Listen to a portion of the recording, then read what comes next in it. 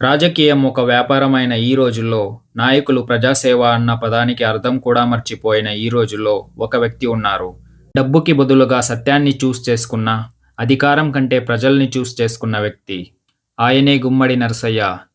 ఇప్పటి తెలంగాణ స్టేట్ ఖమ్మం డిస్టిక్కి చెందిన తేకులుగడ్డ గ్రామానికి చెందినవారు. గుమ్మడి నరసయ్య ఒక చిన్న కుటుంబంలో జన్మించారు. ఆస్తి లేదు, పొలిటికల్ బ్యాక్గ్రౌండ్ లేదు. ఉండేది ఒక్కటే, ప్రజల కష్టాన్ని అర్థం చేసుకునే ఒక హృదయం మాత్రం. గుమ్మడి నరసయ్య గారికి రాజకీయం తన కల కాదు, ప్రజల్ని రక్షించడమే తన కల. 1978లో పదవి, పట్టా కోసం రాజకీయంలోకి వచ్చేవారు మధ్య నరసయ్య ఒక కారణం కోసం వచ్చాడు. కష్టాల్లో ఉన్న ప్రజల కోసం పోరాడడానికి అతను ప్రచారం చేయలేదు. కానీ జనం తన హృదయాన్ని నమ్మారు. అందుకే తను తేకులపల్లి అనే గ్రామంకి సర్పంచ్ అయ్యారు. ఎల్లెందు నుంచి 1-2 సార్లు కాదు, 5 సార్లుగా ఎమ్మెల్యేగా గెలిచారు. డబ్బులు పంచలేదు, జాతి కోసం కాకుండా ఒక నమ్మకంతో గెలిచారు. ఇతర నాయకులు లగ్జరీ కార్లలో తిరిగినప్పుడు అతను సైకిల్తో అసెంబ్లీకి వెళ్లారు. ఇతరులు నాయకులు కాన్వాయ్తో ప్రయాణించేటప్పుడు అతను సర్కారీ బస్సుల్లో ప్రజలతో పాటు వెళ్లేవారు. లగ్జరీ ఇల్లు కట్టుకోకుండా నక్సల్ ప్రదేశంలో ఒక చిన్న ఇంట్లో జీవించారు. ఇది నక్సల్స్ ఉండే ప్రదేశమని సెక్యూరిటీ ప్రొవైడ్ చేసినా తను తీసుకోలేదు. తన శక్తి స్థానం కాదు, తన శక్తి ఒక వ్యక్తిత్వం. 5 రూపాయల తిండి తినేవారు, జనాలతో నేల మీద కూర్చునేవారు. గ్రామీణ ప్రజలు పొలాల్లో పనిచేసేవారి మధ్య కూర్చొని భోంచేసేవారు.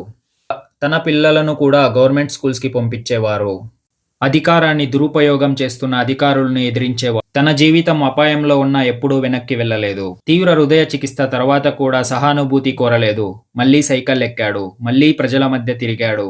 భ్రష్టాచార ఆరోపణలు లేవు, కానూను వ్యతిరేకి ఆస్తులు లేవు, బ్లాక్ మనీ లేదు.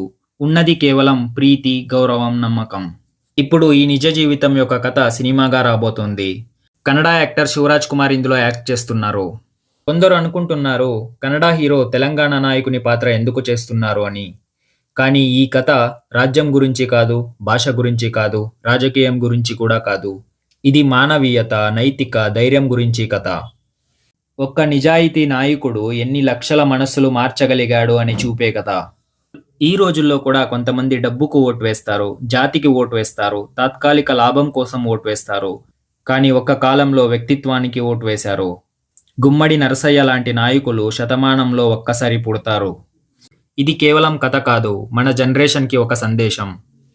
I hope you found this video informative. ఇలాంటి వీడియోస్ కోసం ఛానల్కి సబ్స్క్రైబ్ చేయండి. Thanks for watching and see you in the next one.